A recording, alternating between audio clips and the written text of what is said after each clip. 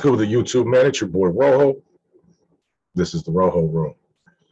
What we're going to talk about today, as usual, you can tell in the title, it's the keys to survival in prison.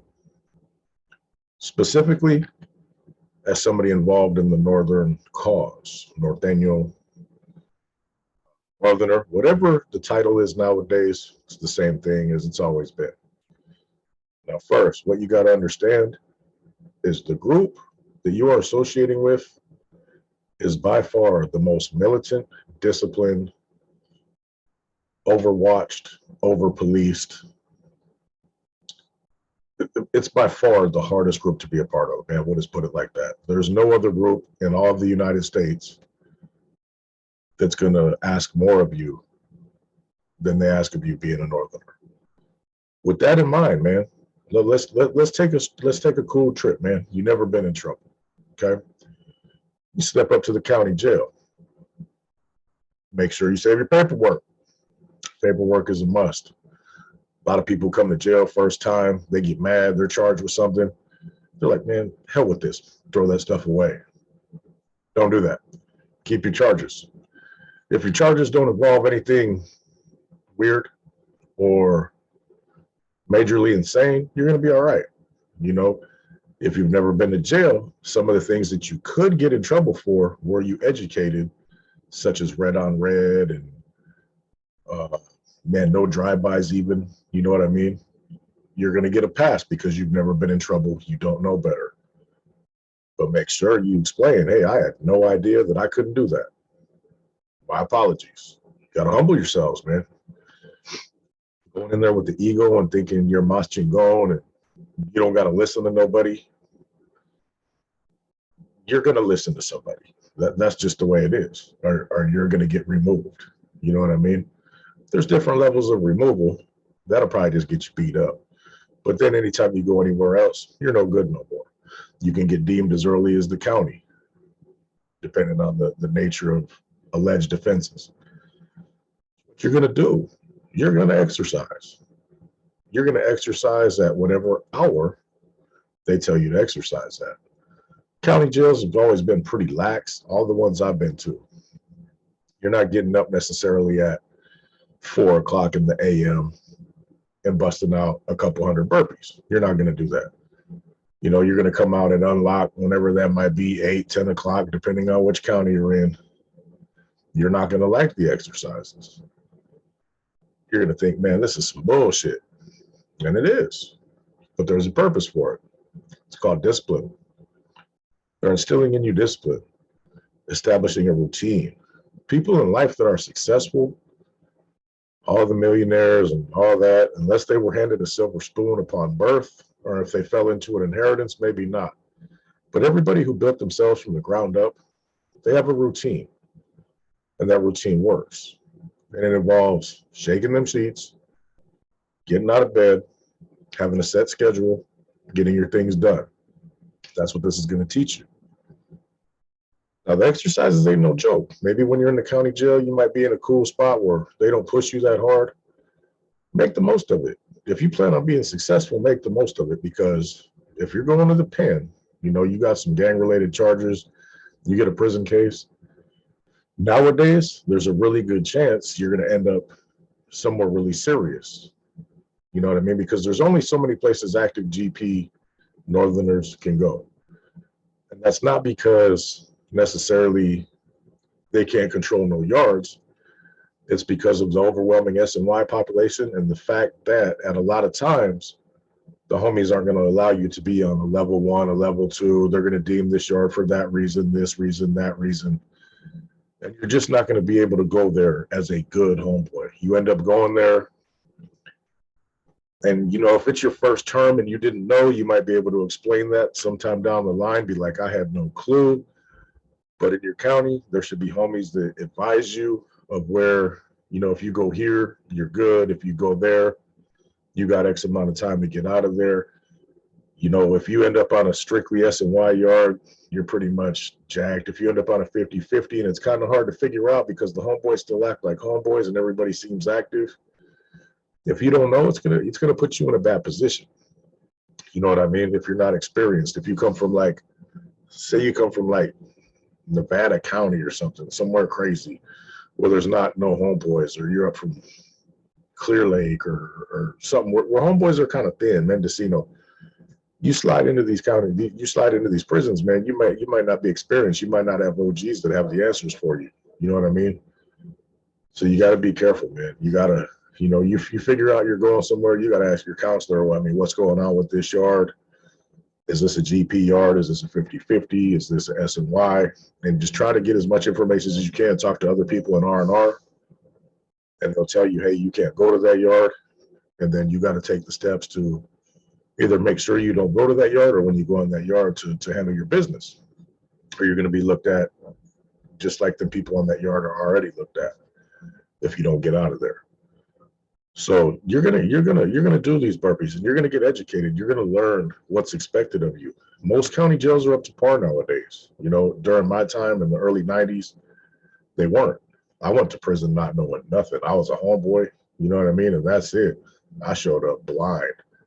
I went in my room, went to bed, called it at night. I was tired. Man, got me up for the bus at 2:00 in the morning. That's not going to work, man. As soon as you get to prison, I mean, let's make it to the county jail, man. Let's focus on prison, man, because that's where it counts. As soon as you get to prison, you're going to hit an R&R somewhere. There's going to be people that have done time. You know what I mean? Seek out the homies. Find you an OG. You know what I mean? Find you somebody who's done some time. You know what I'm saying? Befriend them. They'll run you down. The do's and don't do's, the expectations, and don't be afraid to ask questions. Now let's talk about that. There's going to be people that hold certain positions, and you may not understand it, but you're going to have to accept it. You know what I mean? Any place that Northerners go for R&R is going to be somewhat established. And the reason why that is because even though there might be a lot of green people where you're at, there's going to be people in the hole. You know what I mean? And there's going to be people that come through that have been places, level 4s, level 3s, Seek out an OG, seek out somebody did time, seek out somebody, that from your hood to lace you up, because you're going to be expected to know a lot more than you might necessarily know when you slide to one of these serious places. Now, what they expect of you in there is a lot. I'll be the first one to say it. You're going to get up at the time they say to get up every day. Every time your door comes open, you got to go to the yard. Your hygiene is going to be extremely up to par. You're never going to be funky. Your bed's going to be made. Your mattress is going to be neatly rolled during the day, and there ain't going to be no sleeping. And a lot of places, if you got a celly, it's cool for you to take a nap. Some places, not so much. It all depends on where you are, who's running the show. There's going to be paperwork. You're going to have to do some writing. You're going to be educated. Whether you want the education or not, you're going to get it, because they're going to expect you to understand what to do in every situation and what is expected of you and what rules you need to follow and so on and so forth. Now, the exercises are probably going to get rougher. They might be before breakfast. They might be 20 minutes after breakfast. They might be at every time. It's mandatory. Get used to it. You're going to be doing it. You're going to be doing burpees. You're going to be doing Navy SEALs. You're going to be doing all kinds of shit you don't want to do. When you signed up for the program, that's what's waiting for you in the prison part of it. You already signed up. You didn't know? Sorry about your luck. You're going to do it or you got to go.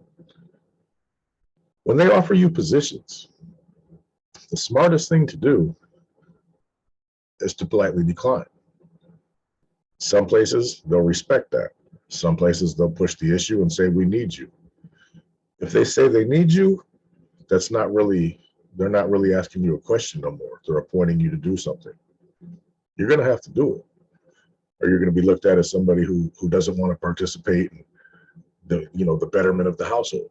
And they're not supposed to do anything to you about that, because as a regular Northerner, you're not supposed to have to do anything like that. But if I was you, I would just do it. Now, this is a step toward getting yourself in deeper, but you can always refuse.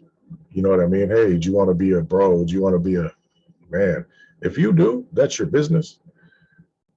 But this is where we start to talk about these lifestyle things, man. This is where, You're going to start to come to a place in your life where decisions you make from being involved on a higher level could have detrimental consequences to you in the future. You know, you mess around and you get validated. Any charge they try to hit you with on the streets, bro, you're a validated gang member, bro. You're getting an enhancement. Don't let it be nothing violent. You're looking at 20 something years. I mean, just real talk. Assault with a deadly weapon to benefit a gang, attempted murder, you're finished. The best thing to do is to slide through as a northerner. Be proud of that, embrace it. Same thing with down south. Be proud of what you are. But when you bite off more than you could chew without knowing what's going to happen and what could potentially happen in the future, you're making a mistake. You think it's all good. I mean, I fell for it. Hey, I'm going to do more. I'm going to put my work in. I'm going to gain this respect. I'm going to make this money. I'm going to call shots. And it's real easy to get caught up in that because you see the big homie doing it in the building or on the yard, and you're like, damn, I want to be like that guy. You know what I mean? He's dictating everything that goes on there. He's making this happen, making that happen. Everybody, every time they see him, they want to come up and shake his hand. You'll get caught up in that. And that's just human nature, to have a little bit of power. Try to resist that temptation, man, because, getting into those positions will inevitably cost you one day. It might not be today, it might not be tomorrow, but the foundation's going to be laid for you to get messed over. And that's just reality. You know what I mean? For those of you who do, you want to function a little bit more, you're going to be expected to do more. There's going to be times where something needs to be done, and you obligated yourself to do it because all these things are obligatory until you agree to do them. Now they're mandatory. You obligated yourself to do that. They take your word as it, and that's like a contract. You're going to do it straight up. Hey, you want to be, let's just call it a bro, insole, whatever. Hey, you want to be an insole? Yeah, I want to do more for my people. Okay. 7 months goes by. Hey, that homie over there's got to go, man. We need you to take care of that. What do you mean? I got 2 years left. Man, don't argue. You signed up for this. You obligated yourself when you took that higher position. So be aware when you take these higher positions, you're going to be the one who's called on. Oh, you know why? Because this dude's obligated to do that. We got him on contract. He has to do it. If not, you're a target. It's going to be an act of cowardice. It's going to be an act of deserting the household. You know what I mean? And it's not going to be tolerated. And you'll be dealt with as well. There's no second chances for cowardice. So keep that in mind when you want to make these steps. All these things go down, man. A lot of times things aren't fair, and they're not fair because of the rule per se. They're not fair because certain individuals don't exercise the best judgment in the things that they recommend. You got 50 soldados on the yard. 20 of them got life without. You got some guy doing 2 years. You want them to do a pegada. That's two things are going to happen. You're going to lose potential manpower on the streets, potentially. You're going to have a guy, or you're going to have somebody tell on you because he has major things to lose. Fucking off his date, fucking off yourselves with potential income on the streets and somebody on the streets to do your bidding. When you have people that are already obligated, that probably aren't coming home, common sense will tell you who to entrust with something like that. On every yard, there's soldiers and there's brains. On a lot of yards, there's soldiers with brains, and there's brains that are a soldier. So there's other people to take care of it. I've never quite understood why the guy 4 months to the house would be handed a piece unless he was in trouble. And in a lot of circumstances that I've heard of, they just felt like picking that guy. Doesn't make sense to me, but it's not my business no more. We're talking about some past tense stuff, okay? But it happens still. Just heard about it recently. 2 years to the house. Now you're not going home. Be prepared to do what you're told, man. That is what is going to happen. Everything you do. is going to be somebody else is going to approve it. And it's like that for a reason. Do I agree with the reasons? Hmm, there's good and bad in it, in my opinion. My opinion don't matter. But in my opinion, based on my experience, there's good and bad. You gotta fit in. Don't question, hey, I need you to do this. If you're obligated to do it, don't ask questions. That'll make you look like you're scared or you're gathering information. If you're a homeboy, when somebody asks you to do something that's a righteous person that's holding a position within that household, yes, sir. That's the life you signed up for. Do it. Or you're done. You know, am I saying all this to teach you how to be a better gang member? Not at all. I'm saying all this stuff because I want you people to know who could potentially go to prison exactly what's going to happen. And this is what's going to happen. There's going to be times you're asked to do stuff that, excuse me, you had no idea somebody never asked you to do. When you make that choice, a lot of messed up things come along with it. Is there positive things? Yeah, for sure. If you don't got no money on the streets, the homies are going to make sure you eat. You know, you're going to have, if there's phones in there, you're going to have access to a phone, you know, where you could talk nasty to your girl without the administration listening to it. You know what I mean? When Clavo comes in and it's sold, people are going to distribute you your fair issue. You know, there's advantages. Don't get me wrong. No other group's ever going to try to get in your face or tell you nothing because the homeboys will have your back. You know what I mean? It's not all negative. There's great times. There's carnalismo a lot of times. Sometimes there's internal confrontation. Sometimes there's set tripping.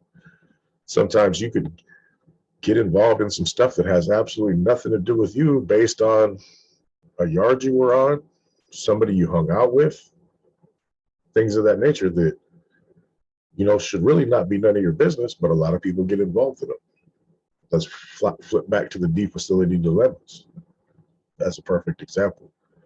A lot of regular people that didn't have nothing to do with that ended up getting deemed for shit that was beyond their pay grade, man. It can happen to you on any one of these yards. You know what I mean? You're not just going to get assaulted or killed if you follow the basic rules. You're going to get household policies. Read them, pay attention to them, and do it. Or you're going to get disciplined.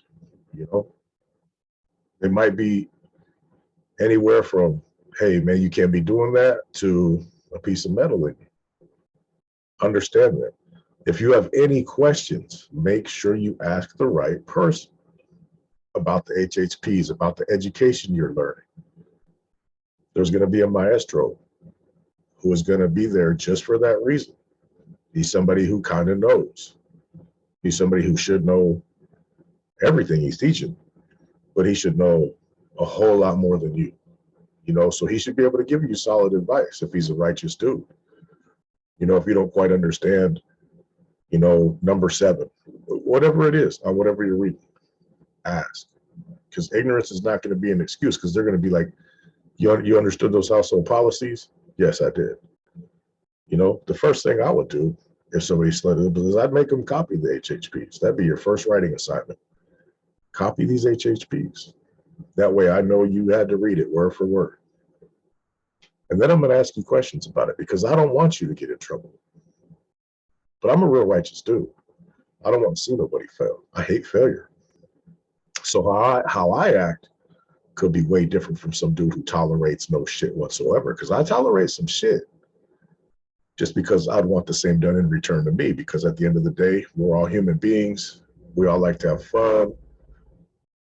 None of us are perfect. You know what I mean? So I let a lot of stuff slide. You might not be in that fortunate of a situation. You might be one of the dudes that he's super gung-ho and you, the slightest, most misdemeanor offense gets felony punishment. So make sure you ask questions. That's the main thing. Never question a direct order. Any question, a bad question is unheard of. You know, even after you ask it, you sound ignorant. If it bothered you enough to make your mouth ask another man, then it was a good question. because nobody likes to be directed by another man. Everybody wants to know it all. Everybody wants to understand everything. If you don't, it's not going to be used as an excuse down the line when you lost the cell phone and you didn't fight or flush the SIM card or swallow it, whatever the case might be, whatever protocol calls for. It's not going to be tolerated. So ask questions, man. Find yourself some OGs, man.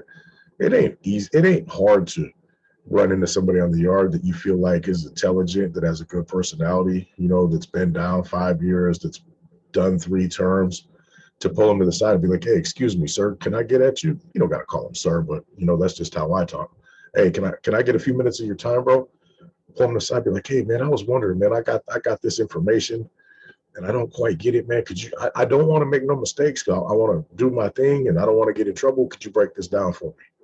Because if you don't, you're in for trouble, man. You're in for trouble. If you don't thoroughly understand it, you got to ask, man. That's the main thing I can stress to y'all, is be abreast, aware, educated on every part of what they expect you to do. The HHPs, the general conduct in the building, general conduct on the yard.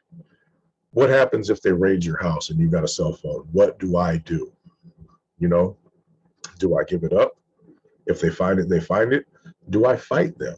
Do I flush it? Do I break it? What do I do? Same with anything they're trying to tell you to hold, hot paperwork, whatever the case might be. Learn what's expected of you. You know what I mean? That's all I can really say, man. But just know, while you're right now, before you go, or if you've gone to some soft places, whatever, when you hit these prisons, man, there's no forgiveness of mess ups, man. There's consequences to everything. And like I said, they could be verbal all the way to getting yourself dead. You know what I mean?